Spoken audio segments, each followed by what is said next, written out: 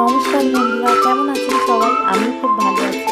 নিরামিষ দিনে কি রান্না করবেন ভেবে পাচ্ছেন না? রোজকার মতো একঘেয়েমি পটল ভাজা বা আলুর তরকারি বাদ দিয়ে আজই বানিয়ে ফেলুন একদম অনুষ্ঠান বাড়ির স্বাদে নিরামিষ দই পটল। পেঁয়াজ রসুন ছাড়াই এর স্বাদ দুর্দান্ত ও টেস্টটা হবে একদম রাজকীয়। চলুন ঝটপট দেখে নিন আজকের রেসিপি।